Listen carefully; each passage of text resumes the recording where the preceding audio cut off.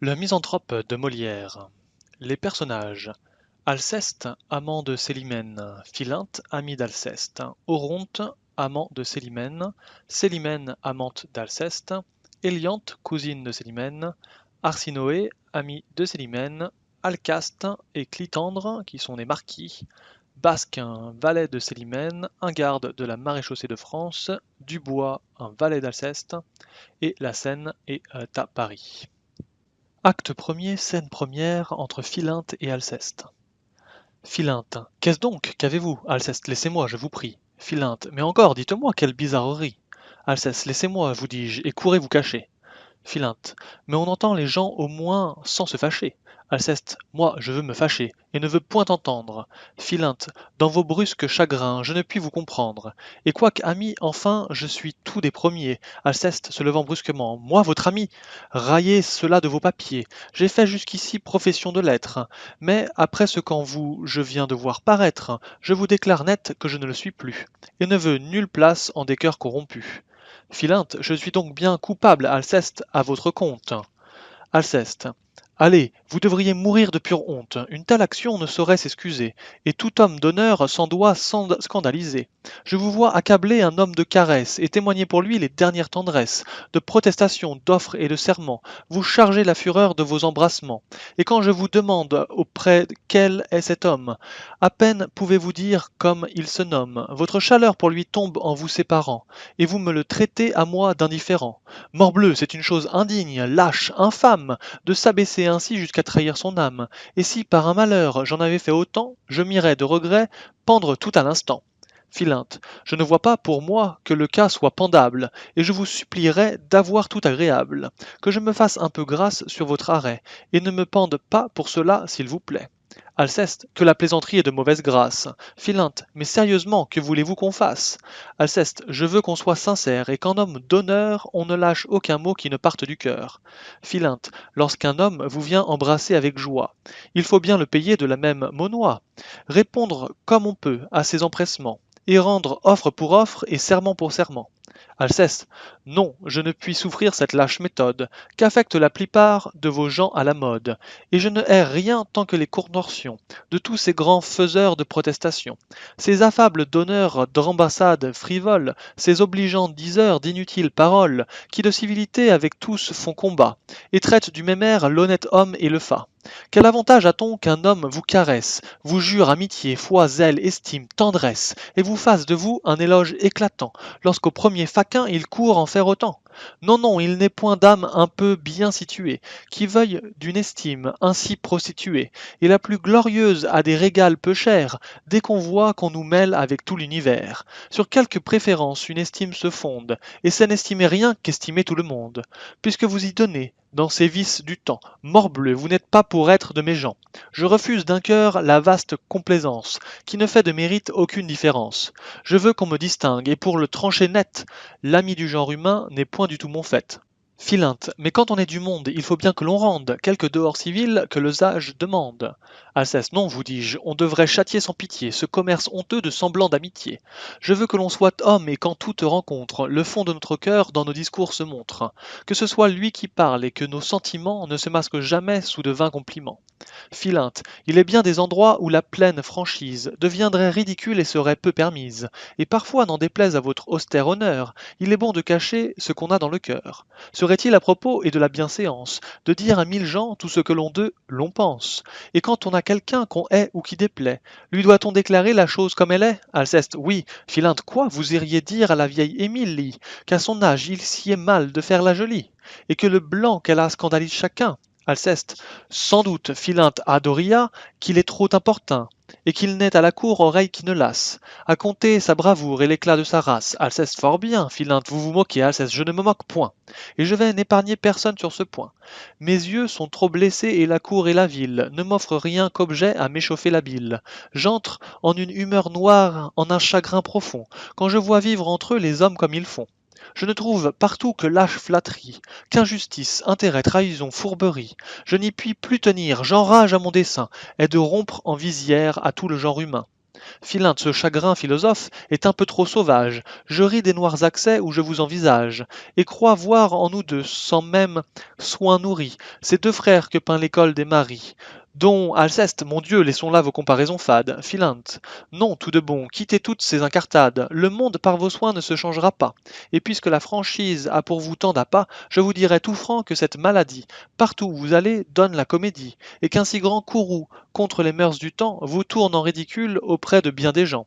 Alceste, tant mieux, morbleu, tant mieux, c'est ce que je demande. Ce m'est un fort bon signe et ma joie en est grande. Tous les hommes me sont à tel point odieux que je serais fâché d'être sage à leurs yeux. Philinte, vous voulez un grand mal à la nature humaine.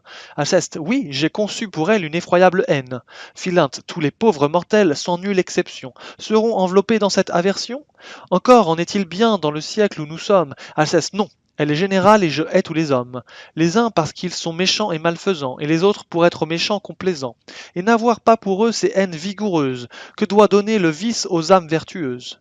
De cette complaisance on voit l'injuste excès, pour le franc scélérat avec qui j'ai procès. Au travers de son masque on voit plein le traître, partout il est connu pour tout ce qu'il peut être, et ses roulements d'yeux et son ton radouci n'imposent qu'à des gens qui ne sont point d'ici. On sait que ce pied plat digne que l'on que fonde, par de sales emplois s'est poussé dans le monde, et que par eux son sort de splendeur revêtu fait gronder le mérite et rougir la vertu. Quelque titre honteux qu'en tout lieu on lui donne, son misérable honneur ne voit pour lui personne. Nommez-le fourbe, infâme et scélérat maudit, tout le monde en convient et nul n'y contredit. Cependant sa grimace est partout bienvenue, on l'accueille, on lui rit. Partout il s'insinue. Et s'il est, par la brigue, un rang à disputer, sur le plus honnête homme on le voit l'emporter. Tête bleue, ce me sont de mortelles blessures, de voir qu'avec le vice on garde des mesures, et parfois il me prend des mouvements soudains, de fuir dans un désert l'approche des humains. Philinte, mon Dieu, des mœurs du temps mettons-nous moins en peine, et faisons un peu grâce à la nature humaine. Ne l'examinons point dans la grande rigueur, et voyons ses défauts avec quelque douceur. Il faut parmi le monde une vertu traitable. À force de sagesse, on peut être blâmable. La parfaite raison fuit toute extrémité, et veut qu'on l'on soit sage avec sobriété. Cette grande raideur des vertus des vieux âges heurte trop notre siècle et les communs usages. Elle veut aux mortels trop de perfection, il faut fléchir au temps sans obstination, et c'est une folie à nulle autre seconde, de vouloir se mêler de corriger le monde. J'observe, comme vous, 100 choses tous les jours, qui pourraient mieux aller prenant un autre cours. Mais quoi qu'à chaque pas je puisse voir paraître, en courroux comme vous, on ne me voit point être. Je prends tout doucement les hommes comme ils sont. J'accoutume mon âme à souffrir ce qu'ils font, et je crois qu'à la cour de même qu'à la ville, mon flegme est philosophe autant que votre bile. Alceste, mais ce flegme, monsieur, qui résonne si bien, ce flegme pourra-t-il ne réchauffer de rien? Et s'il faut par hasard qu'un ami vous trahisse, que pour avoir vos biens on dresse un artifice, ou qu'on tâche à semer de méchants bruits de vous, verrez-vous tout cela sans vous mettre en courroux? Philinte. Oui, je vois ces défauts dont votre âme murmure, comme vice uni à l'humaine nature. Et mon esprit enfin n'est pas plus offensé, de voir un homme fourbe injuste intéressé, que de voir des vautours affamés de carnage, des singes malfaisants et des loups pleins de rage. Alceste, je me verrais trahir, mettre en pièces volées, sans que je sois morbleu, je ne veux point parler. Tant ce raisonnement est plein d'impertinence. Philinte, ma foi, vous ferez bien de garder le silence. Contre votre parti éclatez un peu moins, et donnez au procès une part de vos soins. Alceste, je n'en donnerai point, c'est une chose dite. Philinte, mais qui voulez-vous donc qui pour vous sollicite? Alceste, qui je veux, la raison, mon bon droit, l'équité. Philinte, aucun juge par vous ne sera visité. Alceste, non. Est-ce que ma cause est injuste ou douteuse? Philinte, j'en demeure d'accord, mais la brigue est fâcheuse. Et Alceste, non, j'ai résolu de ne pas faire un pas. J'ai tort ou j'ai raison, Philinte, ne vous y fiez pas. Alceste, je ne remuerai point. Philinte, votre partie est forte, et peut par sa cabale entraîner à ça s'il n'importe. Philinte, vous vous tromperez. Alceste, soit, j'en veux voir le succès. Philinte, mais Alceste, j'aurai le plaisir de perdre mon procès. Philinte, mais enfin, Alceste, je verrai dans cette plaidoirie si les hommes auront assez d'effronterie, seront assez méchants, scélérats et pervers, pour me faire injustice aux yeux de l'univers. Philinte, quel homme, Alceste, je voudrais m'en coûta-t-il grand-chose, pour la beauté du fait avoir perdu ma cause. Philinte, on se rirait de vous, Alceste, tout de bon, si l'on vous entendait parler de la façon. Alceste, tant pis pour qui rirait. Philinte, mais cette rectitude que vous voulez en tout avec exactitude, cette pleine droiture où vous vous renfermez, la trouvez-vous ici dans ce que vous aimez? Je m'étonne pour moi qu'étant comme il le semble, vous et le genre humain si fort brouillés ensemble, malgré tout ce qui peut vous le rendre odieux, vous ayez pris chez lui ce qui charme vos yeux, et ce qui me surprend encore davantage, c'est cet étrange choix où votre cœur s'engage. La sincère Éliante a du penchant pour vous, la prude Arsinoé vous voit d'un œil fort doux, cependant à leurs vœux votre âme se refuse, tandis qu'en ces lieux Célimène l'amuse, de qui l'humeur coquette et l'esprit médisant semblent si fort donnés dans les mœurs d'à présent. D'où vient que leur portant une haine mortelle, vous pouvez bien souffrir ce qu'en tient cette belle. Ne sont-ce plus défauts dans un objet si doux? Ne les voyez-vous pas, ou les excusez-vous? Alceste, non, l'amour que je sens pour cette jeune veuve ne ferme point mes yeux aux défauts qu'on lui treuve, et je veux quelque ardeur qu'elle m'ait pu donner, le premier à les voir comme à les condamner. Mais avec tout cela, quoi que je puisse faire, je confesse mon faible, elle a l'art de me plaire. J'ai beau voir ses défauts et j'en beau l'en blâmer, en dépit qu'on en ait, elle se fait aimer. Sa grâce est la plus forte, et sans doute ma flamme, de ses vices du temps pourra purger son âme. Philinte, si vous faites cela, vous ne ferez pas peu. Vous croyez être donc aimé d'elle? Alceste, oh oui, parbleu! Je ne l'aimerais pas si je ne croyais l'être. Philinte, mais si son amitié pour vous se fait paraître, d'où vient que vos rivaux vous causent de l'ennui? Alceste, c'est qu'un cœur bien atteint veut qu'on soit tout à lui, et je ne viens ici qu'à dessein de lui dire tout ce que là-dessus ma passion m'inspire. Philinte, pour moi, si je n'avais qu'à former les désirs, la cousine Éliante aurait tous mes soupirs. Son cœur qui vous estime est solide et sincère, et ce choix plus conforme était mieux votre affaire. Alceste, il est vrai, ma raison me le dit chaque jour, mais la raison n'est pas ce qui règle l'amour. Philinte, je crains fort pour vos feux, et l'espoir où vous êtes pourrait. Scène 2. Oronte, Alceste et Philinte. Oronte à Alceste. J'ai su là-bas que, pour quelques emplettes, Éliante est sortie et Célimène aussi. Mais, comme l'on m'a dit que vous étiez ici, j'ai monté pour vous dire, et d'un cœur véritable, que j'ai conçu pour vous une estime incroyable, et que depuis longtemps cette estime m'a mis dans un ardent désir d'être de vos amis. Oui, mon cœur au mérite aime à rendre justice, et je brûle qu'un nœud d'amitié nous unisse. Je crois qu'un ami chaud et de ma qualité n'est pas assurément pour être rejeté. C'est à vous, s'il vous plaît, que ce discours s'adresse. En cet endroit, Alceste paraît tout rêveur et semble n'entendre pas qu'Oronte lui parle. Alceste. À moi, monsieur? Oronte. À vous. Trouvez-vous qu'il vous blesse? Alceste. Non pas, mais la surprise est fort grande pour moi, et je n'attendais pas l'honneur que je reçois. Oronte, l'estime où je vous tiens ne doit point vous surprendre, et de tout l'univers vous la pouvez prétendre. Alceste. Monsieur, Oronte, l'État n'a rien qui ne soit au-dessous du mérite éclatant que l'on découvre en vous. Alceste, monsieur, Oronte, oui, de ma part, je vous tiens préférable à tout ce que j'y vois de plus considérable. Alceste, monsieur, Oronte, sois-je du ciel écrasé si je mens, et pour vous confirmer ici mes sentiments, souffrez qu'à cœur ouvert, monsieur, je vous embrasse, et qu'en votre amitié je vous demande place. Touchez-la, s'il vous plaît, vous me la promettez, votre amitié. Alceste, monsieur, Oronte, quoi, vous y résistez? Alceste, monsieur, c'est trop d'honneur que vous me voulez faire. Mais l'amitié demande un peu plus de mystère, et c'est assurément en profaner le nom que de vouloir le mettre à toute occasion. Avec lumière et choix cette union veut naître. Avant que nous lier, il faut nous mieux connaître, et nous pourrions avoir telle complexion que tous deux du marché nous nous repentirions. Oronte, parbleu, c'est là, dessus, parlez en homme sage, et je vous en estime encore davantage. Souffrons donc que le temps forme des nœuds si doux, mais cependant je m'offre entièrement à vous. S'il faut faire à la cour pour vous quelque ouverture, on sait qu'auprès du roi je fais quelques figures. Il m'écoute, et dans tout il en use, ma foi, le plus honnêtement du monde avec moi. Enfin, je suis à vous de toutes les manières, et comme votre esprit a de grandes lumières, je viens pour commencer entre nous ce beau nœud, vous montrer un sonnet que j'ai fait depuis peu, et savoir s'il est bon qu'au public je l'expose. Alceste, monsieur, je suis mal propre à décider la chose. Veuillez m'en dispenser, Oronte. Pourquoi? Alceste, j'ai le défaut d'être un peu plus sincère en cela qu'il ne faut. Oronte, c'est ce que je demande et j'aurai lieu de plainte, si m'exposant à vous pour me parler sans feinte, vous alliez me trahir et me déguiser rien. Alceste, puisqu'il vous plaît ainsi, monsieur, je le veux bien. Oronte, sonnet, c'est un sonnet.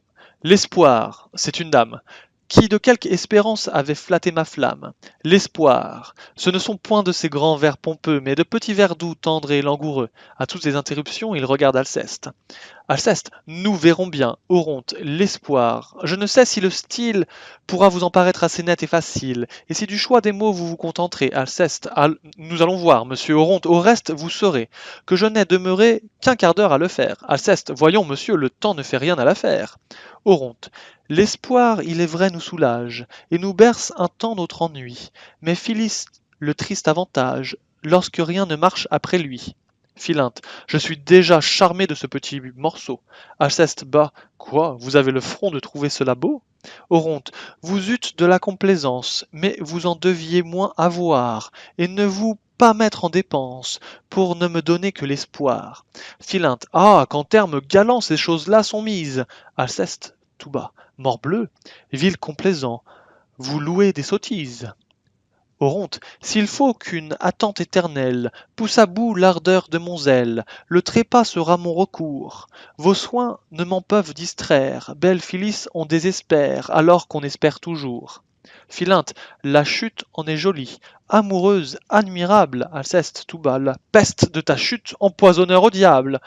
En eusses-tu fait une à te casser le nez, Philinte, je n'ai jamais ouï de vers si bien tourné. Alceste bas, morbleu, Oronte, vous me flattez et vous croyez peut-être, Philinte. Non, je ne flatte point. Alceste bas, et que fais-tu donc, traître? Oronte à Alceste. Mais pour vous, vous savez quel est notre traité. Parlez-moi, je vous prie, avec sincérité. Alceste, monsieur, cette manière est toujours délicate, et sur le bel esprit nous aimons qu'on nous flatte. Mais un jour à quelqu'un dont je tairai le nom, je disais en voyant des vers de sa façon, qu'il faut qu'un galant homme ait toujours grand empire sur les démangeaisons qui nous prennent d'écrire, qu'il doit tenir la bride aux grands empressements, qu'on a de faire éclat de tels amusements, et que par la chaleur de montrer ses ouvrages, on s'expose à jouer de mauvais personnages. Oronte, est-ce que vous voulez me déclarer par là que j'ai tort de vouloir Alceste, je ne dis pas cela. Mais je lui disais moi, qu'un froid écrit assomme, qu'il ne faut que ce faible à décrier un homme, et que, d'autre part, sans belle qualité, on regarde les gens par leur méchant côté. Oronte, est-ce qu'à mon sonnet vous trouvez à redire? Alceste, je ne dis pas cela, mais pour ne point écrire, je lui mettais aux yeux, comme dans notre temps, cette soif à gâter de forts honnêtes gens. Oronte, est-ce que j'écris mal? Et leur ressemblerai-je? Alceste, je ne dis pas cela, mais enfin, lui disais-je, quel besoin si pressant avez-vous de rimer, et qui diantre vous pousse à vous faire imprimer? Si l'on peut pardonner l'essor d'un mauvais livre, ce n'est qu'aux malheureux qui composent pour vivre. Croyez-moi, résistez à vos tentations, dérobez au public ses occupations, et n'allez point quitter de quoi que l'on vous somme, le nom que dans la cour vous avez d'honnête homme, pour prendre de la main d'un avide imprimeur, celui de ridicule et misérable auteur. C'est ce que je tâchais de lui faire comprendre. Oronte, voilà qui va fort bien, et je crois vous entendre. Mais ne puis-je savoir ce que dans mon sonnet, Alceste, franchement, il est bon à mettre au cabinet. Vous vous êtes réglé sur de méchants modèles, et vos expressions ne sont point naturelles. Qu'est-ce que nous berce un temps notre ennui, et que rien ne marche après lui? Que ne vous pas mettre en dépense pour ne me donner que l'espoir, et que, Phyllis, on désespère alors qu'on espère toujours. Ce style figuré dont on fait vanité sort du bon caractère et de la vérité. Ce n'est que jeu de mots, qu'affectation pure, et ce n'est point ainsi que parle la nature. Le méchant goût du siècle en cela me fait peur. Nos pères tout grossiers l'avaient beaucoup meilleur, et je prise bien moins tout ce que l'on admire qu'une vieille chanson que je m'en vais vous dire. Si le roi m'avait donné Paris sa grande ville, et qu'il me fallut quitter l'amour de mamie, je dirais au roi Henri, reprenez votre Paris. J'aime mieux mamie au guet, j'aime mieux mamie. La rime n'est pas riche et le style en est vieux. Mais ne voyez-vous pas que cela vaut bien mieux que ces colifichets dont le bon sens murmure, et que la passion parle là toute pure? Si le roi m'avait donné Paris sa grande ville, et qu'il me fallut quitter l'amour de mamie, je dirais au roi Henri, reprenez votre Paris. J'aime mieux mamie au guet, j'aime mieux mamie. Voilà ce que peut dire un cœur vraiment épris. À Philinte. Oui, monsieur le rieur, malgré vos beaux esprits, j'estime plus cela que la pompe fleurie, de tous ces faux brillants où chacun se récrie. Oronte et moi, je vous soutiens que mes vers sont fort bons. Alceste, pour les trouver ainsi, vous avez vos raisons. Mais vous trouverez bon que j'en puisse avoir d'autres, qui se dispenseront de se soumettre aux vôtres. Oronte, il me suffit de voir que d'autres en font cas. Alceste, c'est qu'ils ont l'art de feindre, et moi je ne l'ai pas. Oronte, croyez-vous donc avoir tant d'esprit en partage? Alceste, si je louais vos vers, j'en aurais davantage. Oronte, je me passerais bien que vous les approuviez. Alceste, il faut bien, s'il vous plaît, que vous vous en passiez. Oronte, je voudrais bien pour voir que de votre manière, vous en composassiez sur la même matière. Alceste, j'en pourrais, par malheur, faire d'aussi méchants, mais je me garderais de les montrer aux gens. Oronte, vous me parlez bien ferme, et cette suffisance, Alceste, autre part que chez moi, cherchez qui vous encense. Oronte, mais, mon petit monsieur, prenez-le un peu moins haut. Alceste, ma foi, mon grand monsieur, je le prends comme il le faut. Philinte se mettant entre deux. Eh, messieurs, c'en est trop, laissez cela de grâce. Oronte, eh, j'ai tort, je l'avoue, et je quitte la place. Je suis votre valet, monsieur, de tout mon cœur. Alceste et moi, je suis, monsieur, votre humble serviteur. Scène 3, entre Philinte et Alceste. Philinte. Eh bien, vous le voyez, pour être trop sincère, vous voilà sur les bras une fâcheuse affaire. Et j'ai bien vu qu'Oronte, afin d'être flatté, Alceste, ne me parlez pas, Philinte, mais Alceste, plus de société. Philinte, c'est trop, Alceste, laissez-moi là, Philinte, si je... Alceste, point de langage. Philinte, mais quoi? Alceste, je n'entends rien. Philinte, mais Alceste, encore? Philinte, on outrage. Alceste, ah, parbleu, c'en est trop, ne suivez point mes pas. Philinte, vous vous moquez de moi, je ne vous quitte pas. Acte 2, scène première entre Alceste et Célimène. Alceste. Madame, voulez-vous que je vous parle net? De vos façons d'agir, je suis mal satisfait. Contre elles, dans mon cœur, trop de bile s'assemble, et je sens qu'il faudra que nous rompions ensemble. Oui, je vous tromperai de parler autrement. Tôt ou tard, nous romprons indubitablement, et je vous promettrai 1000 fois le contraire, que je ne serai pas en pouvoir de le faire. Célimène. C'est pour me quereller donc à ce que je vois, que vous avez voulu me ramener chez moi? Alceste, je ne querelle point, mais votre humeur, madame, ouvre au premier venu trop d'accès dans votre âme. Vous avez trop d'amants qu'on voit vous obséder, et mon cœur de cela ne peut s'accommoder. Célimène, des amants que je fais me rendez-vous coupable. Puis-je empêcher les gens de me trouver aimable? Et lorsque, pour me voir, ils font de doux efforts, dois-je prendre un bâton et les mettre dehors? Alceste, non, ce n'est pas, madame, un bâton qu'il faut prendre, mais un cœur à leurs vœux moins facile et moins tendre. Je sais que vos appas vous suivent en tout lieu, mais votre accueil retient ceux qu'attirent vos yeux, et sa douceur, offerte à qui vous rend les armes, achève sur les cœurs l'ouvrage de vos charmes. Le trop riant espoir que vous leur présentez attache autour de vous leur assiduité, et votre complaisance un peu moins étendue, de tant de soupirants, chasserait la cohue.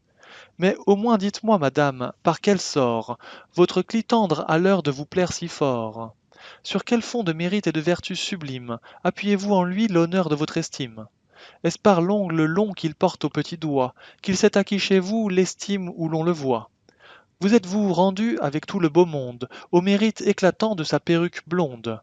Sont-ce ces grands canons qui vous le font aimer? L'amas de ses rubans a-t-il su vous charmer? Est-ce par les appas de sa vaste ringrave qu'il a gagné votre âme en faisant votre esclave? Ou sa façon de rire et son ton de fausset ont-ils de vous toucher su trouver le secret? Célimène, qu'injustement de lui vous prenez de l'ombrage. Ne savez-vous pas bien pourquoi je le ménage, et que dans mon procès, ainsi qu'il m'a promis, il peut intéresser tout ce qu'il a d'amis? Alceste, perdez votre procès, madame, avec constance, et ne ménagez point un rival qui m'offense. Célimène, mais de tout l'univers, vous devenez jaloux. Alceste, c'est que tout l'univers est bien reçu de vous. Célimène, c'est ce qui doit rasseoir votre âme effarouchée, puisque ma complaisance est sur tous épanchée, et vous auriez plus lieu de vous en offenser, si vous me la voyiez sur un seul ramassé. Alceste, mais moi, que vous blâmez de trop de jalousie? Qu'ai-je de plus que tous, madame, je vous prie? Célimène, le bonheur de savoir que vous êtes aimée. Alceste, et quel lieu de le croire à mon cœur enflammé? Célimène, je pense qu'ayant pris le soin de vous le dire, un aveu de la sorte a de quoi vous suffire. Alceste, mais qui m'assurera que dans le même instant, vous n'en disiez peut-être aux autres pour tout autant? Célimène, certes, pour un amant, la fleurette est mignonne, et vous me traitez là de gentille personne. Eh bien, pour vous ôter d'un semblable souci, de tout ce que j'ai dit, je me dédie ici, et rien ne saurait plus vous tromper que vous-même. Soyez content, Alceste morbleu, faut-il que je vous aime? Ah, que si de vos mains je rattrape mon cœur, je bénirais le ciel de ce rare bonheur. Je ne le scelle pas, je fais tout mon possible, à rompre de son cœur l'attachement terrible. Mais mes plus grands efforts n'ont rien fait jusqu'ici, et c'est pour mes péchés que je vous aime ainsi. Célimène, il est vrai, votre ardeur est pour moi sans seconde. Alceste, oui, je puis là-dessus défier tout le monde. Mon amour ne se peut concevoir et jamais. Personne n'a madame aimé comme je fais. Célimène, en effet, la méthode en est toute nouvelle, car vous aimez les gens pour leur faire querelle. Ce n'est qu'en mots fâcheux qu'éclate votre ardeur, et l'on n'a jamais vu un amour si grondeur. Alceste, mais il ne tient qu'à vous que son chagrin ne passe. À tous nos démêlés, coupons chemin de grâce. Parlons à cœur ouvert, et voyons d'arrêter. Scène 2. Entre Célimène, Alceste et Basque. Célimène. Qu'est-ce, à Basque? Acaste est là-bas. Célimène. Eh bien, faites monter. Alceste. Quoi? L'on ne peut jamais vous parler tête à tête. À recevoir le monde, on vous voit toujours prête. Et vous ne pouvez pas un seul moment de tous vous résoudre à souffrir de n'être pas chez vous? Célimène. Voulez-vous qu'avec lui je me fasse une affaire? Alceste. Vous avez des regards qui ne sauraient me plaire. Célimène. C'est un homme à jamais ne me le pardonner. S'il savait que sa vue eût pu m'importuner. Alceste. Et que vous fait cela pour vous gêner de sorte? Célimène. Mon Dieu, de ces pareils la bienveillance importe, et ce sont de ces gens qui, je ne sais comment, ont gagné dans la cour de parler hautement. Dans tous les entretiens, on les voit s'introduire. Ils ne sauraient servir, mais ils peuvent nous nuire, et jamais quelque appui qu'on puisse avoir ailleurs, on ne doit se brouiller avec ces grands brailleurs. Alceste. Enfin, quoi qu'il en soit et sur quoi qu'on se fonde, vous trouvez des raisons pour souffrir tout le monde, et les précautions de votre jugement. Scène 3. Entre Basque, Alceste et Célimène. Basque. Voici Clitandre encore, madame. Alceste, justement. Il témoigne vouloir s'en aller. Célimène. Où courez-vous? Alceste. Je sors. Célimène. Demeurez. Alceste. Pourquoi faire? Célimène. Demeurez. Alceste. Je ne puis. Célimène. Je le veux. Alceste. Point d'affaire. Ces conversations ne font que m'ennuyer. Et c'est trop que vouloir me les faire essuyer. Célimène. Je le veux. Je le veux. Alceste. Non, il m'est impossible. Célimène. Eh bien, allez, sortez. Il vous est tout loisible. Scène 4. Entre Éliante, Philinte, Acaste, Clitandre, Alceste, Célimène et Basque. Éliante. Voici les deux marquis qui montent avec nous. Voulait-on venu dire, Célimène, oui, des sièges pour tous. À Alceste, vous n'êtes pas sorti? Alceste, non, mais je veux, madame. Ou pour eux, ou pour moi, faire expliquer votre âme. Célimène, taisez-vous. Alceste, aujourd'hui, vous vous expliquerez. Célimène, vous perdez le sens. Alceste, point, vous vous déclarerez. Célimène, ah, Alceste, vous prendrez parti. Célimène, vous vous moquez, je pense. Alceste, non, mais vous choisirez. C'est trop de patience. Clitandre, parbleu, je viens du Louvre, où Cléonte, au lever, madame a bien paru ridicule achevée. N'a-t-il point quelque ami qui pût, sur ses manières, d'un charitable avis lui prêter les lumières? Célimène. Dans le monde, à vrai dire, il se barbouille fort. Partout il porte un air qui saute aux yeux d'abord. Et lorsqu'on le revoit après un peu d'absence, on le retrouve encore plus plein d'extravagance. Acaste, parbleu, s'il faut parler de gens extravagants, je viens d'en essuyer un des plus fatigants. Damon le raisonneur, qui m'a, ne vous déplaise, 1 heure au grand soleil tenu hors de ma chaise. Célimène, c'est un parleur étrange et qui trouve toujours l'art de ne vous rien dire avec de grands discours.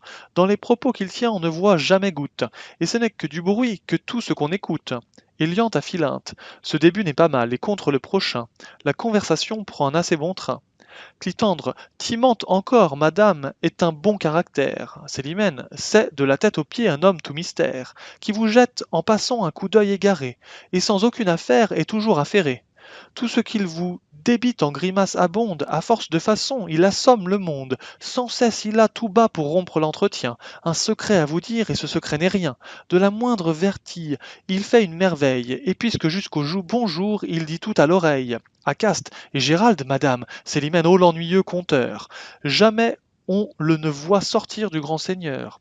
Dans le brillant commerce, il se mêle sans cesse, et ne cite jamais que duc, prince ou princesse. La qualité l'entête, et tous ses entretiens ne sont que de chevaux, d'équipage et de chiens. Il tutoie en parlant ceux du plus haut étage, et le nom de monsieur est chez lui hors d'usage. Clitandre, on dit qu'avec Bélise, il est du dernier bien. Célimène, le pauvre esprit de femme et le sec entretien. Lorsqu'elle vient me voir, je souffre le martyre. Il faut suer sans cesse à chercher que lui dire, et la stérilité de son expression fait mourir à tout coup la conversation. En vain pour attaquer son stupide silence, de tous les lieux communs vous prendrez l'assistance. Le beau temps et la pluie, et le froid et le chaud sont des fonds qu'avec elle on épuise bientôt. Cependant sa visite assez insupportable traîne en une longueur encore épouvantable, et l'on demande l'heure et l'on bâille 20 fois, qu'elle grouille aussi peu qu'une pièce de bois. Acaste, que vous semble d'Adraste, Célimène, quel orgueil extrême. C'est un homme gonflé de l'amour de soi-même. Son mérite jamais n'est content de la cour. Contre elle, il faut métier de pester chaque jour, et l'on ne donne emploi, charge ni bénéfice, qu'à tout ce qu'il se croit, on ne fasse injustice. Clitandre, mais le jeune Cléon chez qui vont aujourd'hui nos plus honnêtes gens, que dites-vous de lui? Célimène, que de son cuisinier il s'est fait un mérite, et que c'est à sa table à qui l'on rend visite. Éliandre, il prend soin d'y servir des mets fort délicats. Célimène, oui, mais je voudrais bien qu'il ne s'y servît pas. C'est un fort méchant plat que ça saute personne, et qui gâte à mon goût tous les repas qu'il donne. Philinte, on fait assez de cas de son oncle d'ami. Qu'en dites-vous, madame? Célimène, il est de mes amis. Philinte, je le trouve honnête homme et d'un air assez sage. Célimène, oui, mais il veut avoir trop d'esprit dont j'enrage. Il est guindé sans cesse, et dans tous ses propos, on voit qu'il se travaille à dire de bons mots. Depuis que dans la tête il s'est mis d'être habile, rien ne touche son goût, tant il est difficile. Il veut voir des défauts à tout ce qu'on écrit, et pense que louer n'est pas d'un bel esprit, que c'est être savant que trouver à redire, qu'il n'appartient qu'aux sots d'admirer et de rire, et qu'en n'approuvant rien des ouvrages du temps, il se met au-dessus de tous les autres gens. Aux conversations même il trouve à reprendre, ce sont propos trop bas pour y daigner descendre, et les deux bras croisés du haut de son esprit, il regarde en pitié tout ce que chacun dit. Acaste, Dieu me damne, voilà son portrait véritable. Clitandre, pour bien peindre les gens, vous êtes admirable. Alceste, allons, ferme, poussez, mes bons amis de cour. Vous n'en épargnez point et chacun à son tour. Cependant, aucun d'eux à vos yeux ne se montre. Qu'on ne vous voit en hâte aller à sa rencontre, lui présenter la main et d'un baiser flatteur, appuyer les serments d'être son serviteur. Clitandre, pourquoi s'en prendre à nous? Si ce qu'on dit vous blesse, il faut que le reproche à madame s'adresse. Alceste, non, morbleu, c'est à vous et vos ris complaisants. Tire de son esprit tous ses traits médisants. Son humeur satirique est sans cesse nourrie par le coupable encens de votre flatterie. Et son cœur raillé trouverait moins d'appât s'il avait observé que l'on ne l'applaudit pas. C'est ainsi qu'aux flatteurs on doit partout se prendre, des vices où l'on voit les humains se répandre. Philinte, mais pourquoi pour ces gens un intérêt si grand? Vous qui condamneriez ce qu'en eux on reprend? Célimène, et ne faut-il pas bien que monsieur contredise? À la commune voix veut-on qu'il se réduise, et qu'il ne fasse pas éclater en tout lieu l'esprit contrariant qu'il a reçu des cieux. Le sentiment d'autrui n'est jamais pour lui plaire, il prend toujours en main l'opinion contraire, et penserait paraître un homme du commun, si l'on voyait qu'il fût de l'avis de quelqu'un. L'honneur de contredire a pour lui tant de charme, qu'il prend contre lui-même assez souvent les armes, et ses vrais sentiments sont combattus par lui, aussitôt qu'il les voit dans la bouche d'autrui. Alceste, les rieurs sont pour vous, madame, c'est tout dire, et vous pouvez pousser contre moi la satire. Philinte, mais il est véritable aussi que votre esprit se gendarme toujours contre tout ce qu'on dit, et que par un chagrin que lui-même il avoue, il ne saurait souffrir qu'on blâme ni qu'on loue. Alceste, c'est que jamais, morbleu, les hommes n'ont raison, que le chagrin contre eux est toujours de saison, et que je vois qu'ils sont sur toutes les affaires, loueurs impertinents ou censeurs téméraires. Célimène, mais Alceste, non, madame, non, quand j'en devrais mourir. Vous avez des plaisirs que je ne puis souffrir, et l'on a tort ici de nourrir dans votre âme ce grand attachement aux défauts qu'on y blâme. Clitandre, pour moi je ne sais pas, mais j'avouerai tout haut que j'ai cru jusqu'ici madame sans défaut. Acaste, de grâce et d'attrait je vois qu'elle est pourvue, mais les défauts qu'elle a ne frappent point ma vue. Alceste, ils frappent tous la mienne et loin de m'en cacher. Elle sait que j'ai soin de les lui reprocher. Plus on aime quelqu'un, moins il faut qu'on l'on flatte. À ne rien pardonner, le pur amour éclate. Et je bannirai, moi, tous ces lâches amants, que je verrai soumis à tous mes sentiments, et dont à tout propos les molles complaisances donneraient de l'encens mes extravagances. Célimène, enfin, s'il faut qu'à vous s'en rapportent les cœurs, on doit, pour bien aimer, renoncer aux douceurs, et du parfait amour mettre l'honneur suprême à bien injurier les personnes qu'on aime. Éliante, l'amour pour l'ordinaire est peu fait à ses lois, et l'on voit les amants vanter toujours leur choix. Jamais leur passion n'y voit rien de blâmable, et dans l'objet aimé, tout leur devient aimable. Ils comptent les défauts pour des perfections, et savent y donner de favorables noms. La pâle est au jasmin en blancheur comparable, la noire à faire peur une brune adorable, la maigre a de la taille et de la liberté, la grasse est dans son port pleine de majesté. La malpropre sur soi de peu d'attraits chargée est mise sous le nom de beauté négligée. La géante paraît une déesse aux yeux, la naine un abrégé des merveilles des cieux. L'orgueilleuse a le cœur digne d'une couronne, la fourbe a de l'esprit, la sotte est toute bonne.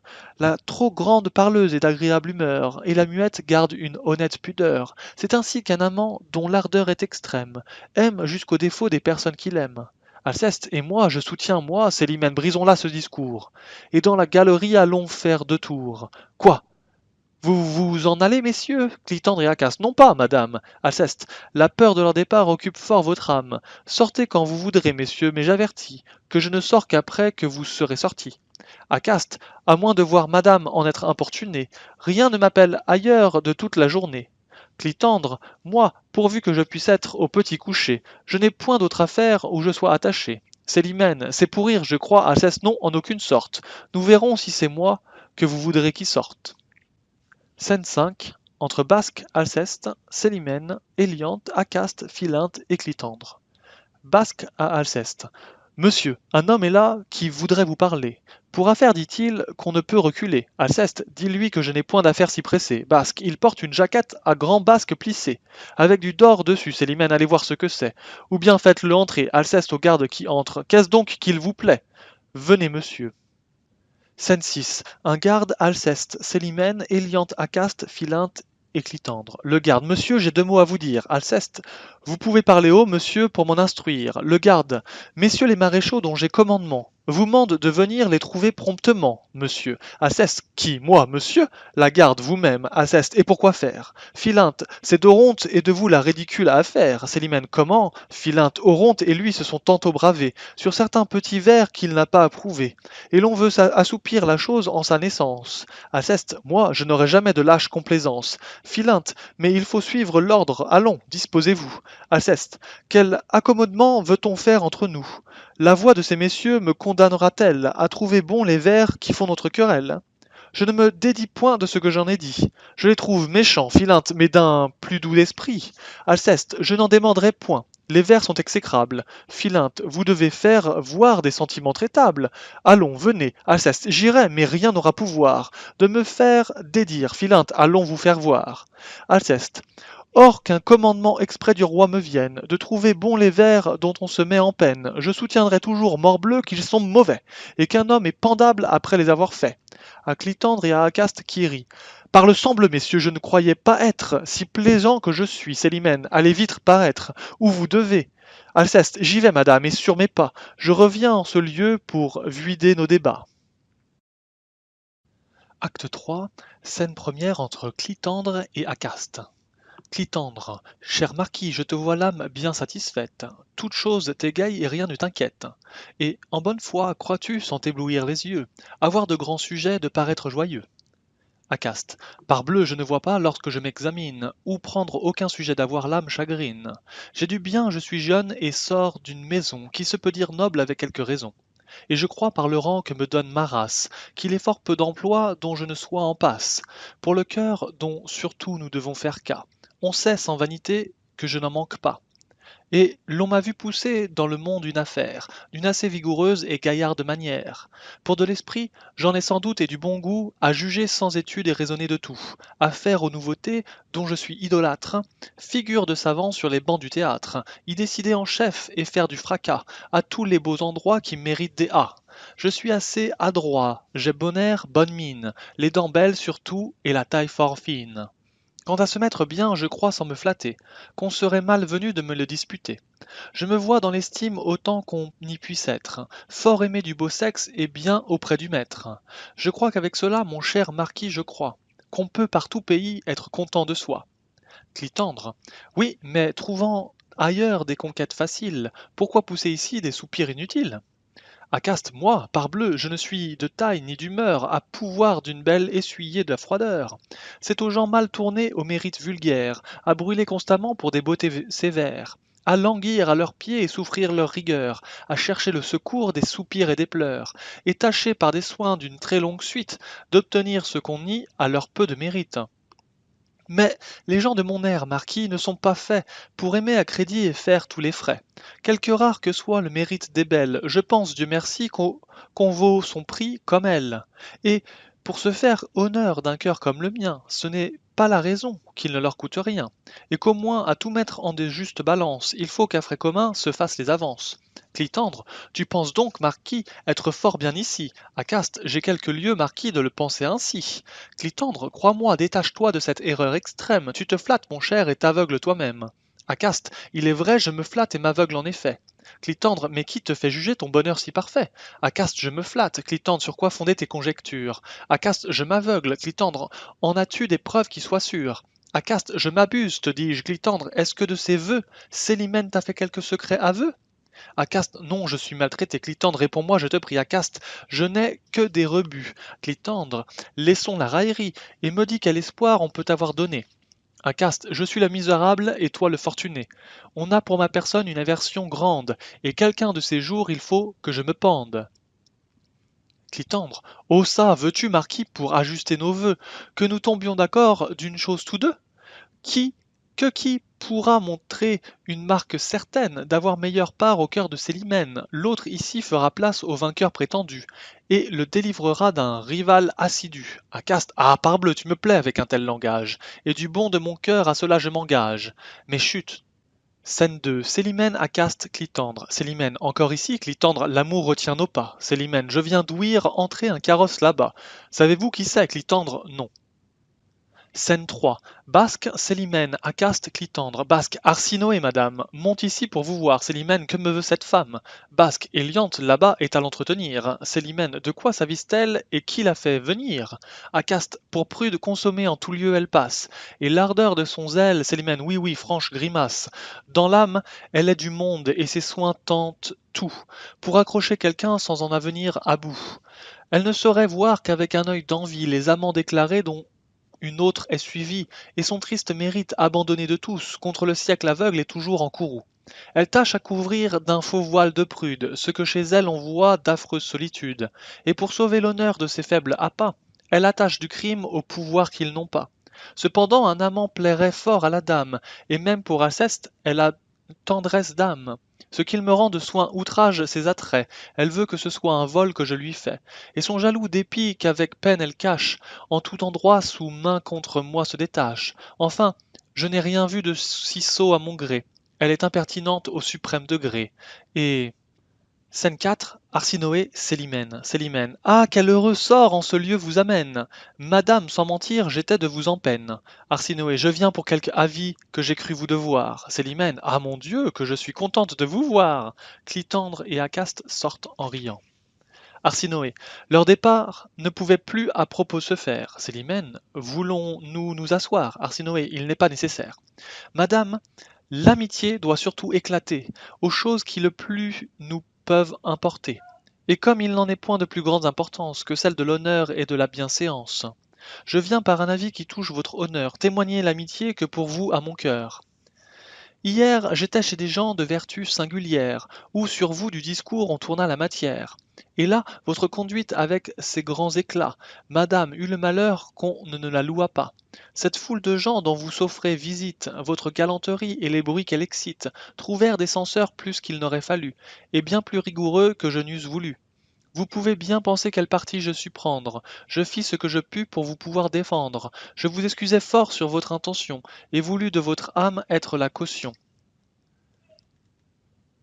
Mais vous savez qu'il y a des choses dans la vie qu'on ne peut excuser quoi qu'on en ait envie, et je me vis contrainte à demeurer d'accord que l'air dont vous vivez vous faisait un peu tort, qu'il prenait dans le monde une méchante face, qu'il n'est contre fâcheux que partout on en fasse, et que si vous vouliez tous vos déportements, pourrait moins donner prise au mauvais jugement. Non, que j'y crois au fond l'honnêteté blessée, me préserve le ciel d'en avoir la pensée. Mais aux ombres du crime on prête aisément foi, et ce n'est pas assez de bien vivre pour soi. Madame, je vous crois l'âme trop raisonnable, pour ne pas prendre bien cet avis profitable, et pour l'attribuer qu'au mouvement secret d'un zèle qui m'attache à tous vos intérêts. Célimène. Madame, j'ai beaucoup de grâce à vous rendre.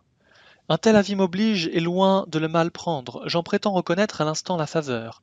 Par un avis aussi qui touche votre honneur, et comme je vous vois vous montrer mon ami, en m'apprenant les bruits que de moi l'on publie, je veux suivre à mon tour un exemple si doux, en vous avertissant de ce qu'on dit de vous. En un lieu l'autre jour où je faisais visite, je trouvai quelques gens d'un très rare mérite, qui parlant des vrais soins d'une âme qui vit bien, firent tomber sur vous, madame, l'entretien. Là, votre pruderie et vos éclats de zèle ne furent pas cités comme un fort bon modèle. Cette affection d'un grave extérieur, vos discours éternels de sagesse et d'honneur, vos mines et vos cris ont ombre d'indécence, que d'un mot ambigu peut avoir l'innocence. Cette hauteur d'estime où vous êtes de vous, et ces yeux de pitié que vous jetez sur tout, vos fréquentes leçons et vos aigres censures sur des choses qui sont innocentes et pures. Tout cela, si je puis vous parler franchement, madame, fut blâmé d'un commun sentiment. À quoi bon, disait-il, cette mine modeste et ce sage dehors que dément tout le reste? Elle est à bien prier exacte au dernier point, mais elle bat ses gens et ne les paye point. Dans tous les lieux dévots, elle étale un grand zèle, mais elle met du blanc et veut paraître belle. Elle fait des tableaux couvrir les nudités, mais elle a de l'amour pour les réalités. Pour moi, contre chacun, je pris votre défense, et leur assurai fort que c'était médisance. Mais tous les sentiments combattirent le mien, et leur conclusion fut que vous feriez bien de prendre moins de soin des actions des autres, et de vous mettre un peu plus en peine des vôtres. Qu'on doit se regarder soi-même un fort longtemps avant que de songer à condamner les gens. Qu'il faut mettre le poids d'une vie exemplaire dans les corrections qu'aux autres on veut faire, et qu'encore vaut-il mieux s'en remettre, aux besoins, à ceux à qui le ciel en a commis le soin. Madame, je vous crois aussi trop raisonnable pour ne pas prendre bien cet avis profitable, et pour l'attribuer qu'au mouvement secret d'un zèle qui m'attache à tous vos intérêts. Arsinoé. À quoi qu'en reprenant on soit assujetti, je ne m'attendais pas à cette répartie. Madame, et je vois bien, parce qu'elle a d'aigreur, que mon sincère avis vous a blessé au cœur. Célimène. Au contraire, madame, et si l'on était sage, ces avis mutuels seraient mis en usage. On détruirait par là, traitant de bonne foi, ce grand aveuglement où chacun est pour soi. Il ne tiendra qu'à vous qu'avec le même zèle, nous ne continuions cet office fidèle, et ne prenions grand soin de nous dire entre nous ce que nous entendrons, vous de moi de vous. Arsinoé. Ah, madame, de vous, je ne puis rien entendre. C'est en moi que l'on peut trouver fort à reprendre. Célimène. Madame, on peut, je crois, louer et blâmer tout, et chacun a raison suivant l'âge ou le goût. Il est une saison pour la galanterie, il en est une aussi propre à la pruderie.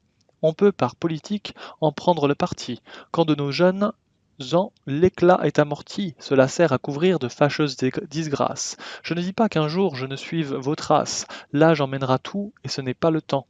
Madame, comme on sait, d'être prude à 20 ans. Arsinoé. Certes, vous vous targuez d'un bien faible avantage, et vous faites sonner terriblement votre âge. Ce que de plus que vous on en pourrait avoir n'est pas un si grand cas pour son temps prévaloir, et je ne sais pourquoi votre âme ainsi s'emporte, madame, à me pousser de cette étrange sorte. Célimène. Et moi, je ne sais, madame, aussi pourquoi. On vous voit en tout lieu vous déchaîner sur moi. Faut-il de vos chagrins sans cesse à moi vous prendre? Et puis je mets des soins qu'on ne va pas vous rendre. Si ma personne aux gens inspire de l'amour, et si l'on continue à m'offrir chaque jour des vœux que votre cœur peut souhaiter qu'on m'ôte, je n'y saurais que faire, et ce n'est pas de ma faute. Vous avez le champ libre, et je n'empêche pas que pour les attirer, vous n'ayez des appâts. Arsinoé. Hélas, et croyez-vous que l'on se mette en peine de ce nombre d'amants dont vous faites la veine, et qu'il ne nous soit pas fort aisé de juger à quel prix aujourd'hui l'on peut les engager? Pensez-vous faire croire à voir comme tout roule que votre seul mérite attire cette foule? Qu'ils ne brûlent pour vous que d'un honnête amour, et que pour vos vertus ils vous font tous la cour? On ne s'aveugle point par de vaines défaites, le monde n'est point dupe, et j'en vois qui sont faites, à pouvoir inspirer de tendres sentiments, qui chez elles pourtant ne fixent point d'amants, et de là nous pouvons tirer des conséquences, qu'on n'acquiert point leur cœur sans de grandes avances, qu'aucun pour nos beaux yeux n'est notre soupirant, et qu'il faut acheter tous les soins qu'on nous rend.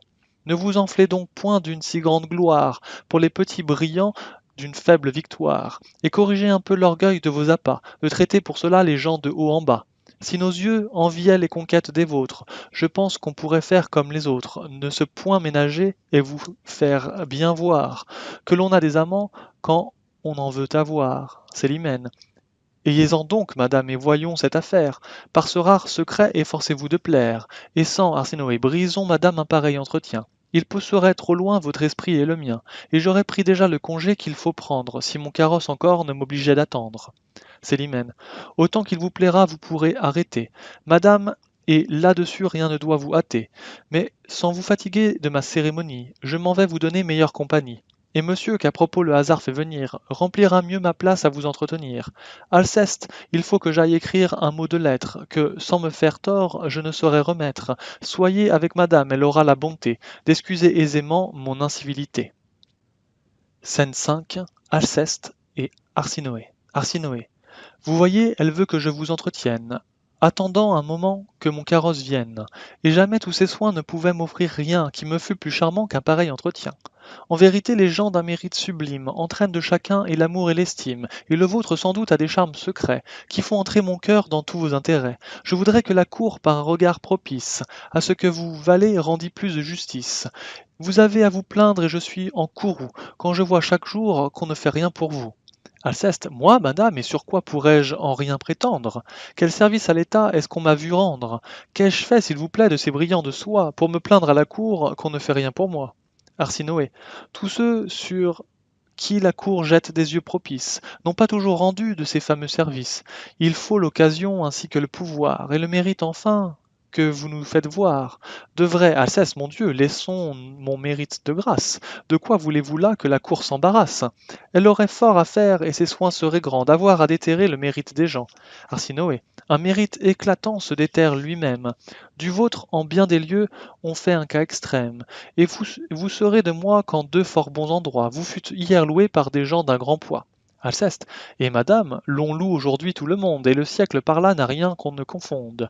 Tout est d'un grand mérite également doué. Ce n'est plus un honneur que de se voir loué. D'éloges on regorge, à la tête on les jette, et mon valet de chambre est mis dans la gazette. Arsinoé. Pour moi, je voudrais bien que, pour vous montrer mieux, une charge à la cour vous pût frapper les yeux.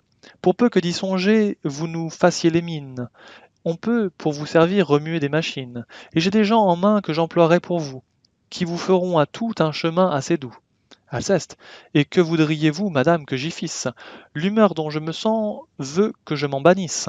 Le ciel ne m'a point fait en me donnant le jour, une âme compatible avec l'air de la cour. Je me trouve point les vertus nécessaires pour y bien réussir et faire mes affaires. Être franc et sincère est mon plus grand talent.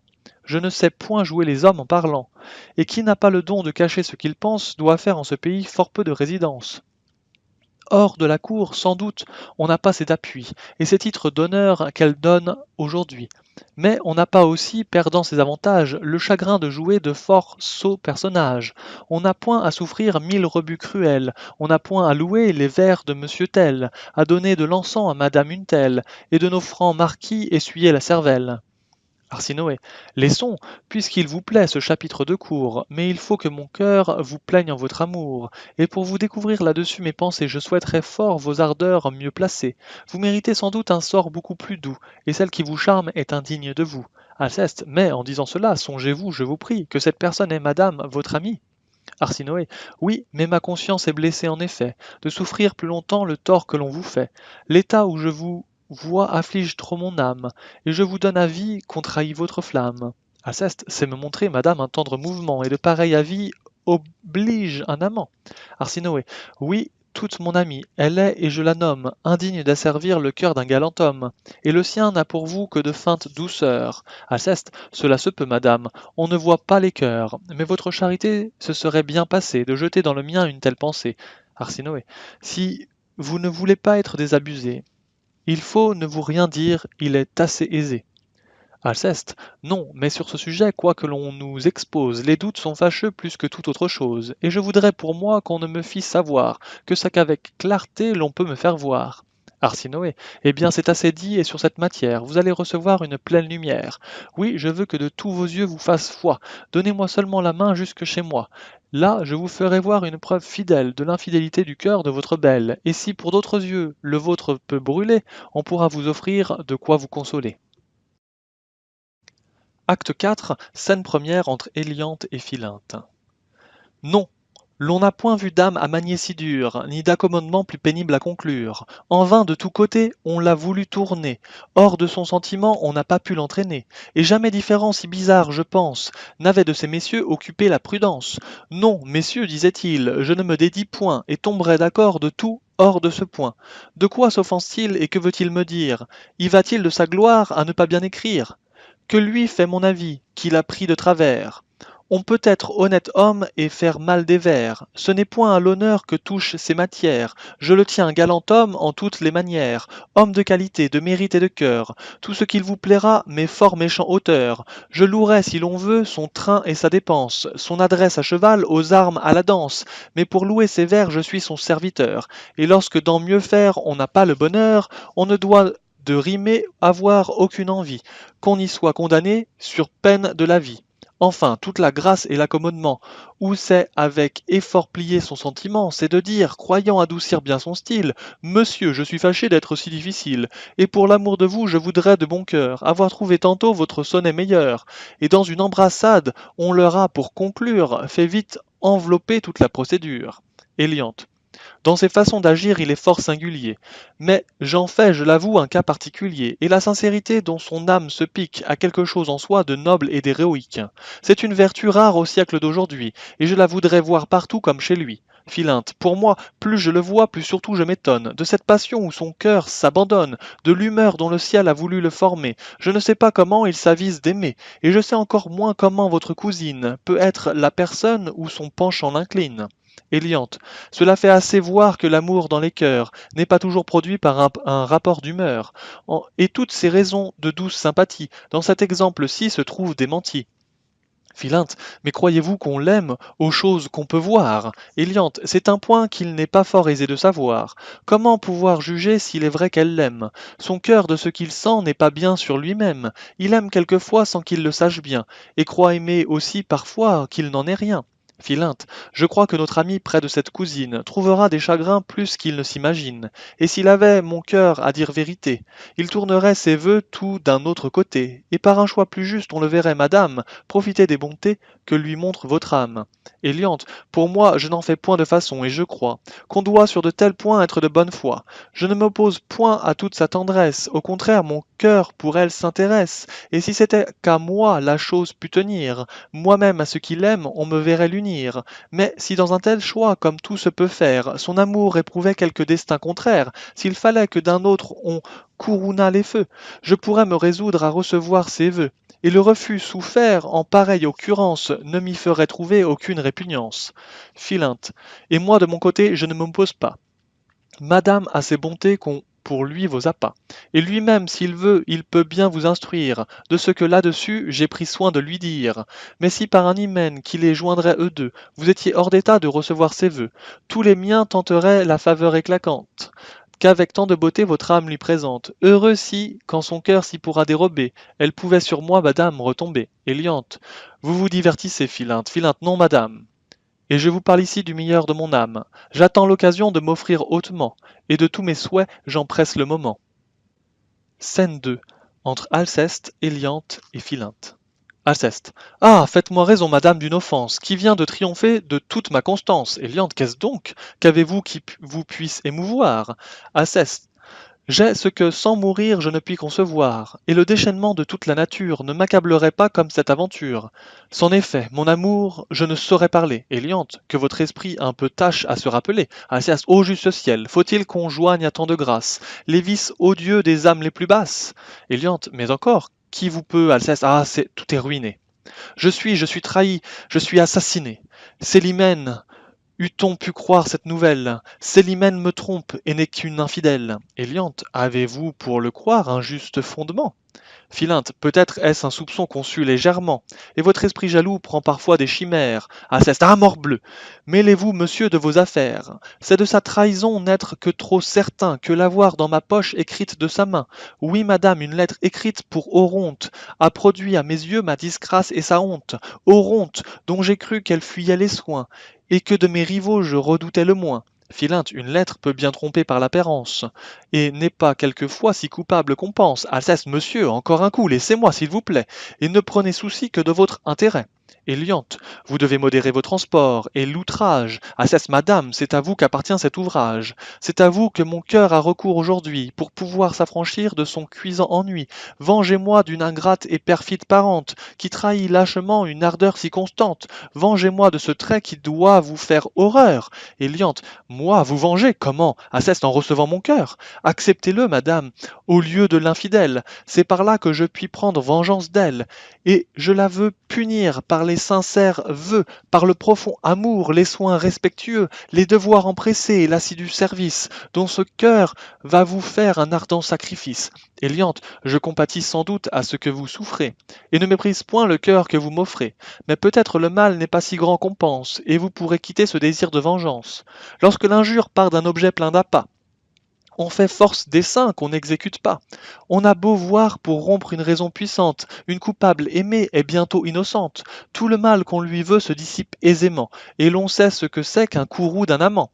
Alceste, non, non, madame, non, l'offense est trop mortelle. Il n'est point de retour et je romps avec elle. Rien ne saurait changer le dessein que j'en fais, et je me punirais de l'estimer jamais. La voici, mon courroux redouble à cette approche. Je vais de sa noirceur lui faire un vif reproche, pleinement la confondre, et vous porter après un cœur tout dégagé de ses trompeurs attraits. Scène 3 entre Célimène et Alceste. Alceste. Ô ciel, de mes transports, puis-je être ici le maître? Célimène. Ouais, quel est donc le trouble où je vous vois paraître? Et que me veulent dire, et ces soupirs poussés, et ces sombres regards que sur moi vous lancez? Alceste. Que toutes les horreurs dont une âme est capable, à vos déloyautés n'ont rien de comparable, que le sort, les démons et le ciel en courroux n'ont jamais rien produit de si méchant que vous. Célimène, voilà certainement des douceurs que j'admire. Alceste, ah, ne plaisantez point, il n'est pas temps de rire, rougissez bien plutôt, vous en avez raison, et j'ai de sûrs témoins de votre trahison. Voilà ce que marquaient les troubles de mon âme. Ce n'était pas en vain que s'alarmait ma flamme. Par ces fréquents soupçons qu'on trouvait odieux, je cherchais le malheur qu'ont rencontré mes yeux, et malgré tous vos soins et votre adresse à feindre, mon astre me disait ce que j'avais à craindre. Mais ne présumez pas que sans être vengé, je souffre le dépit de me voir outragé. Je sais que sur les vœux on n'a point de puissance, que l'amour veut partout naître sans dépendance, que jamais par la force on n'entra dans un cœur, et que toute âme est libre à nommer son vainqueur. Aussi ne trouverais-je aucun sujet de plainte, si pour moi votre bouche avait parlé sans feinte, et rejetant mes vœux dès le premier abord, mon cœur n'aurait eu droit de s'en prendre qu'au sort. Mais d'un aveu trompeur voir ma flamme applaudie, c'est une trahison, c'est une perfidie, qui ne saurait trouver de trop grands châtiments, et je puis tout permettre à mes ressentiments. Oui, oui, redoutez tout après un tel outrage, je ne suis plus à moi, je suis tout à la rage. Percé du coup mortel dont vous m'assassinez, mes sens par la raison ne sont plus gouvernés. Je cède au mouvement d'une juste colère, et je ne réponds pas de ce que je puis faire. Célimène, d'où vient donc, je vous prie, un tel emportement? Avez-vous, dites-moi, perdu le jugement? Alceste, oui, oui, je l'ai perdu lorsque dans votre vue, j'ai pris pour mon malheur me tue, et que j'ai cru trouver quelque sincérité dans les traîtres appâts dont je fus enchanté. Célimène, de quelle trahison pouvez-vous donc vous plaindre? Alceste, ah, que ce cœur est double et c'est bien l'art de feindre. Mais pour le mettre à bout, j'ai des moyens tout prêts. Jetez ici les yeux et connaissez vos traits. Ce billet découvert suffit pour vous confondre, et contre ce témoin, on n'a rien à répondre. C'est donc le sujet qui vous trouble l'esprit? Alceste, vous ne rougissez pas en voyant cet écrit? Célimène, et par quelle raison faut-il que j'en rougisse? Alceste, quoi, vous joignez ici l'audace à l'artifice? Le désavouerez-vous pour n'avoir point de sein? Célimène, pourquoi désavouer un billet de ma main? Alceste, et vous pouvez le voir sans demeurer confuse du crime dont vers moi son style vous accuse. Célimène, vous êtes sans mentir un grand extravagant. Alceste, quoi? Vous bravez ainsi ce témoin convaincant, et ce qu'il m'a fait voir de douceur pour Oronte n'a donc rien qui m'outrage et qui vous fasse honte? Célimène, Oronte, qui vous dit que la lettre est pour lui? Alceste, les gens qui dans mes mains l'ont remise aujourd'hui, mais je veux consentir qu'elle soit pour un autre. Mon cœur en a-t-il moins à se plaindre du vôtre? En serez-vous vers moi moins coupable en effet? Célimène, c'est une femme à qui va ce billet? En quoi vous blesse-t-il et qu'a-t-il de coupable? Alceste. Ah, le détour est bon et l'excuse admirable. Je ne m'attendais pas, je l'avoue, à ce trait, et me voilà par là convaincu tout à fait. Osez-vous recourir à ces ruses grossières? Et croyez-vous les gens s'y priver de lumière? Voyons, voyons un peu par quel billet, de quel air. Vous voulez soutenir un mensonge si clair, et comment vous pourrez tourner pour une femme tous les mots d'un billet qui montre tant de flammes? Ajustez pour couvrir un manquement de foi. Ce que je m'en vais lire, Célimène, il ne me plaît pas, moi. Je vous trouve plaisant d'user d'un tel empire, et de me dire au nez ce que vous m'osez dire. Alceste, non, non, sans s'emporter, prenez un peu souci de me justifier les termes que voici. Célimène, non, je n'en veux rien faire et dans cette occurrence, tout ce que vous croirez mais de peu d'importance. Alceste, mais de grâce, montrez-moi, je serai satisfait, qu'on peut pour une femme expliquer ce billet.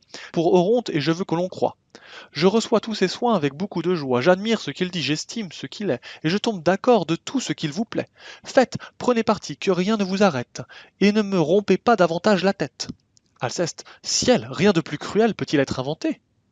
Et jamais cœur fut-il de la sorte traité. Quoi, d'un juste courroux je suis ému contre elle, c'est moi qui me viens plaindre et c'est moi qu'on querelle. On pousse ma douleur et mes soupçons à bout, on me laisse tout croire, on fait gloire de tout, et cependant mon cœur est encore assez lâche pour ne pouvoir briser la chaîne qui l'attache, et pour ne pas s'armer d'un généreux mépris contre l'ingrat objet dont il est trop épris. Ah! Que vous savez bien ici contre moi-même, perfide, vous servir de ma faiblesse extrême, et ménager pour vous l'excès prodigieux de ce fatal amour né de vos traîtres yeux. Défendez-vous au moins d'un crime qui m'accable, et cessez d'affecter d'être envers moi coupable. Rendez-moi, s'il se peut, ce billet innocent, à vous prêter les mains ma tendresse consent. Efforcez-vous ici de paraître fidèle, et je m'efforcerai moi de vous croire tel. Célimène. Allez, vous êtes fou dans vos transports jaloux, et ne méritez pas l'amour qu'on a pour vous. Je voudrais bien savoir qui pourrait me contraindre à descendre pour vous aux bassesses de feindre, et pourquoi si mon cœur penchait d'autre côté, je ne dirais pas avec sincérité. Quoi, de mes sentiments, l'obligeante assurance contre tous vos soupçons ne prend pas ma défense? Auprès d'un tel garant sont-ils de quelque poids? N'est-ce pas m'outrager que d'écouter leur voix? Et puisque notre cœur fait un effort extrême lorsqu'il peut se résoudre à confesser qu'il aime, puisque l'honneur du sexe ennemi de nos feux s'oppose fortement à de pareils aveux, l'amant qui voit pour lui franchir un tel obstacle doit-il impudemment douter de cet oracle? Et n'est-il pas coupable en ne s'assurant pas à ce qu'on ne dit point qu'après de grands combats?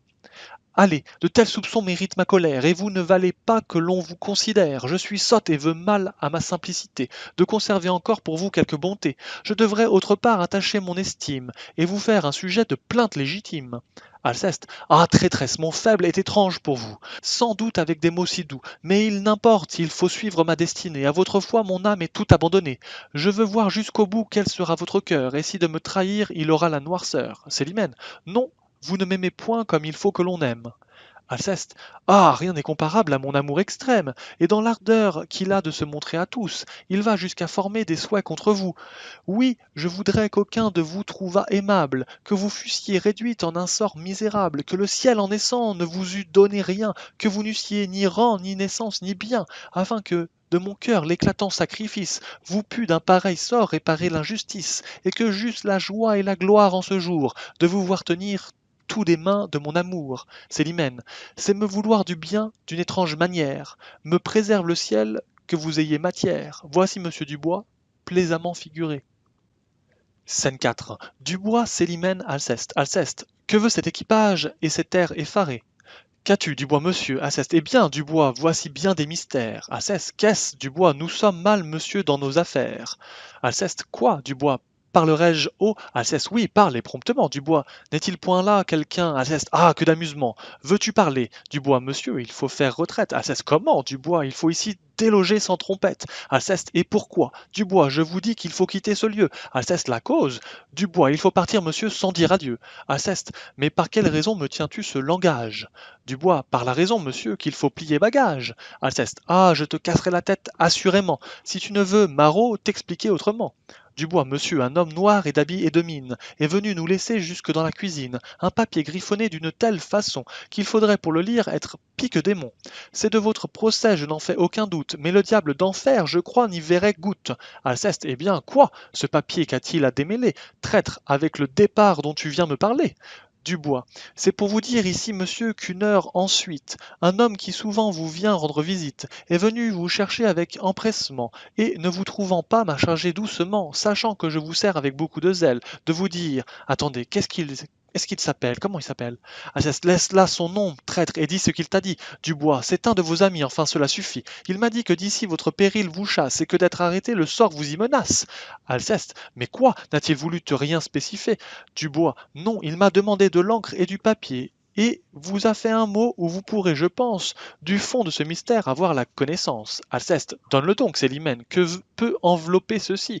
Alceste, je ne sais, mais j'aspire à m'en avoir éclairci. Auras-tu bientôt fait un pertinent au diable? Dubois, après l'avoir longtemps cherché. Ma foi, je l'ai, monsieur, laissé sur votre table. Alceste, je ne sais qui me tient. Célimène, ne vous emportez pas, et courez démêler un pareil embarras. Alceste, il semble que le sort, quelque soin que je prenne, ait juré d'empêcher que je vous entretienne. Mais, pour en triompher, souffrez à mon amour de vous revoir, madame, avant la fin du jour. Acte 5, scène première entre Alceste et Philinte. Alceste, la résolution en est prise, vous dis-je. Philinte, mais quel que soit ce coup, faut-il qu'il vous oblige? Alceste, non, vous avez beau faire et beau me raisonner, rien de ce que je dis ne peut me détourner. Trop de perversité règne au siècle où nous sommes, et je veux me tirer du commerce des hommes. Quoi? Contre ma partie on voit tout à la fois, l'honneur, la probité, la pudeur et les lois. On publie en tout lieu l'équité de ma cause. Sur la foi de mon droit, mon âme se repose. Cependant, je me vois trompé par le succès. J'ai pour moi la justice et je perds mon procès. Un traître, dont on sait la scandaleuse histoire, est sorti triomphant d'une fausseté noire. Toute la bonne foi cède à sa trahison. Il trouve en m'égorgeant moyen d'avoir raison. Le poids de sa grimace où brille l'artifice renverse le bon droit et tourne la justice. Il fait par un arrêt couronner son forfait. Et non content encore du tort que l'on me fait, il court parmi le monde un livre abominable, et de qui la lecture est même condamnable, un livre à mériter la dernière rigueur, dont le fourbe a le front de me faire l'auteur. Et là-dessus on voit Oronte qui murmure et tâche méchamment d'appuyer l'imposture, lui qui d'un honnête homme à la cour tient le rang, à qui je n'ai rien fait qu'être sincère et franc, qui me vient malgré moi d'une ardeur empressée sur des vers qu'il a fait demander ma pensée, et parce que j'en use avec honnêteté, et ne le veut trahir lui ni la vérité, il aide à m'accabler d'un crime imaginaire. Le voilà devenu mon plus grand adversaire, et jamais de son cœur je n'aurai de pardon, pour n'avoir pas trouvé que son sonnet fut bon. Et les hommes morbleu sont faits de cette sorte, c'est à ces actions que la gloire les porte. Voilà la bonne foi, le zèle vertueux, la justice et l'honneur que l'on trouve chez eux. Allons, c'est trop souffrir les chagrins qu'on nous forge. Tirons-nous de ce bois et de ce coupe-gorge, puisqu'entre humains ainsi vous vivez en vrai loup, traître, vous ne m'aurez de ma vie avec vous. Philinte, je trouve un peu bien prompt le dessein où vous êtes, et tout le mal n'est pas si grand que vous le faites, c'est que votre parti ose vous imputer, n'a point eu le crédit de vous faire arrêter, on voit son faux rapport lui-même se détruire, et c'est une action qui pourrait bien lui nuire. Alceste, lui, de semblable tour, il ne craint point l'éclat, il a permission d'être franc scélérat, et loin qu'à son crédit nuise cette aventure, on l'enverra demain en meilleure posture. Philinte, enfin, il est constant qu'on n'a point trop donné, au bruit que contre vous sa malice a tourné. De ce côté déjà vous n'avez rien à craindre, et pour votre procès dont vous pouvez vous plaindre, il vous est en justice aisé d'y revenir. Et contre cet arrêt, à cesse non, je veux m'y tenir. Quelque sensible tort qu'un tel arrêt me fasse, je me garderai bien de vouloir qu'on le casse. On y voit trop à plein le bon droit maltraité, et je veux qu'il demeure à la postérité, comme une marque insigne, un fameux témoignage de la méchanceté des hommes de notre âge. Ce sont 20 000 francs qu'il m'en pourra coûter, mais pour 20 000 francs j'aurai droit de pester contre l'iniquité de la nature humaine et de nourrir pour elle une immortelle haine. Philinte, mais enfin, Alceste, mais enfin, vos soins sont superflus. Que pouvez-vous, monsieur, me dire là-dessus? Aurez-vous bien le front de me vouloir en face excuser les horreurs de tout ce qui se passe? Philinte, non, je tombe d'accord de tout ce qu'il vous plaît. Tout marche par cabale et par pur intérêt. Ce n'est plus que la ruse aujourd'hui qui l'emporte, et les hommes devraient être faits d'autre sorte. Mais est-ce une raison que leur peu d'équité, pour vouloir se tirer de leur société? Tous ces défauts humains nous donnent dans la vie des moyens d'exercer notre philosophie. C'est le plus bel emploi que trouve la vertu, et si de probité tout était revêtu, si tous les cœurs étaient francs, justes et dociles, la plupart des vertus nous seraient inutiles, puisqu'on qu'on en met l'usage à pouvoir sans ennui, supporter dans nos droits l'injustice d'autrui, et de même qu'un cœur d'une vertu profonde. Alceste, je sais que vous parlez, monsieur, le mieux du monde. En beaux raisonnements vous abondez toujours, mais vous perdez le temps et tous vos beaux discours. La raison pour mon bien veut que je me retire. Je n'ai point sur ma langue un assez grand empire. De ce que je dirai, je ne répondrai pas, et je me jetterai sans chose sur les bras. Laissez-moi sans dispute attendre Célimène. Il faut qu'elle consente au dessein qui m'amène. Je vais voir si son cœur a de l'amour pour moi, et c'est ce moment-ci qui doit m'en faire foi. Philinte, montons chez Héliante attendant sa venue. Alceste, non, de trop de soucis, je me sens l'âme émue. Allez-vous-en la voir, et me laissez enfin. Dans ce petit coin sombre, avec mon noir chagrin, Philinte, c'est une compagnie étrange pour attendre, et je vais obliger Héliante à descendre. Scène 2 entre Oronte, Célimène et Alceste. Oronte, oui, c'est à vous de voir si par des nœuds si doux. Madame, vous voulez m'attacher? Tout à vous. Il me faut de votre âme une pleine assurance. Un amant là-dessus n'aime point qu'on balance. Si l'ardeur de mes feux a pu vous émouvoir, vous ne devez point feindre à me le faire voir. Et la preuve, après tout, que je vous en demande, c'est de ne plus souffrir qu'Alceste vous prétende, et de le sacrifier, madame, à mon amour, et de chez vous enfin le bannir dès ce jour. Célimène, mais quel sujet si grand contre lui vous irrite, vous à qui j'ai tant vu parler de son mérite? Oronte, madame, il ne faut point ces éclaircissements, il s'agit de savoir quels sont vos sentiments. Choisissez s'il vous plaît de garder l'un ou l'autre, ma résolution n'attend rien que la vôtre. Alceste, sortant du coin où il s'était retiré. Oui, monsieur a raison, madame, il faut choisir. Et sa demande ici s'accorde à mon désir. Pareille ardeur me presse et même soin m'amène. Mon amour veut du vôtre une marque certaine. Les choses ne sont plus pour traîner en longueur, et voici le moment d'expliquer votre cœur. Oronte, je ne veux point, monsieur, d'une flamme importune, troubler aucunement votre bonne fortune. Alceste, je ne veux point, monsieur, jaloux ou non jaloux, partager de son cœur rien du tout avec vous. Oronte, si votre amour au mien lui semble préférable, Alceste, si du moindre penchant elle est pour vous capable, Oronte, je jure de n'y rien prétendre désormais. Alceste, je jure hautement de ne l'avoir jamais. Oronte, madame, c'est à vous de parler sans contrainte. Alceste, madame, vous pouvez vous expliquer sans crainte. Oronte, vous n'avez qu'à nous dire où s'attachent vos vœux. Alceste, vous n'avez qu'à trancher et choisir de nous deux. Oronte, quoi, sur un pareil choix, vous semblez être en peine? Alceste, quoi, votre âme balance et paraît incertaine?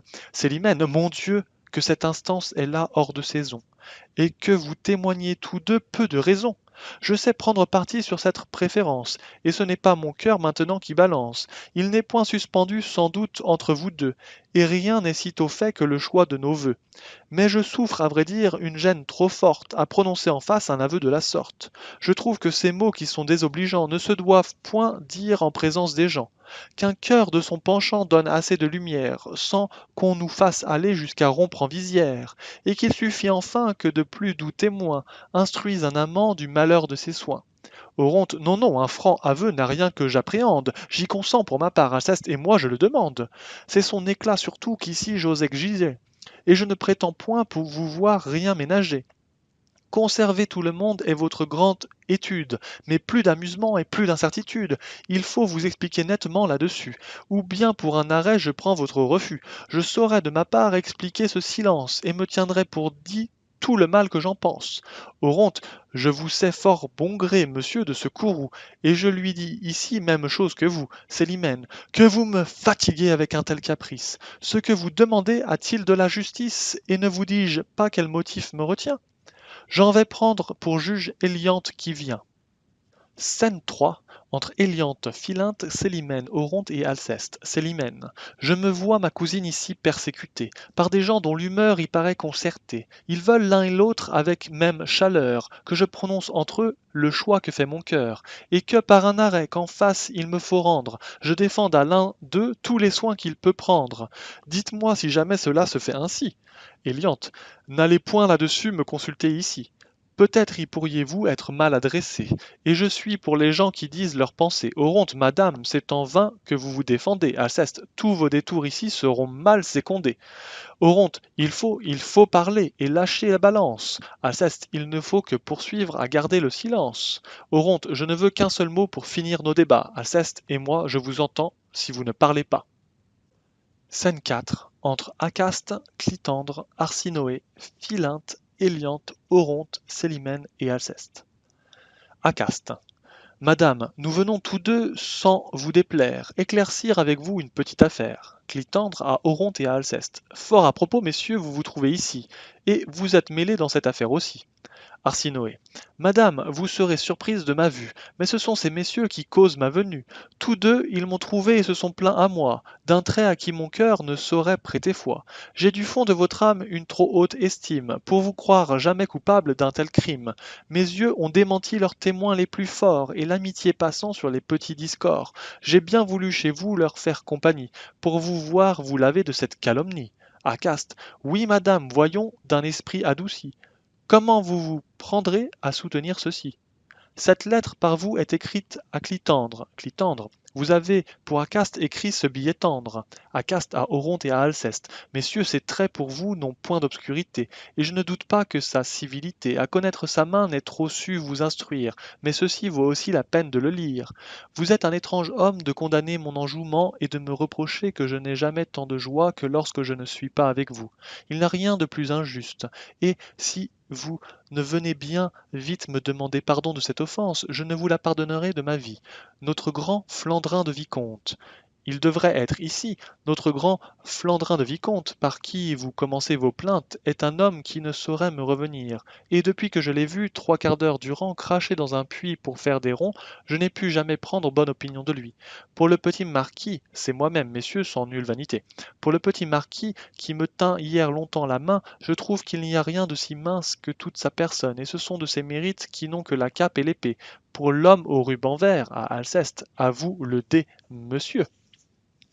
Pour l'homme au ruban vert, il me divertit quelquefois avec ses brusqueries et son chagrin bourru, mais il est 100 moments où je le trouve le plus fâcheux du monde. Et pour l'homme à la veste, à Oronte, voici votre paquet.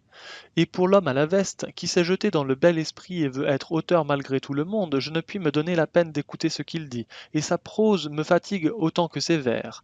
Mettez-vous donc en tête que je ne me divertis pas toujours si bien que vous pensez, que je vous trouve à dire plus que je ne voudrais dans toutes les parties où l'on m'entraîne, et que c'est un merveilleux assaisonnement au plaisir qu'on goûte que la présence des gens qu'on aime.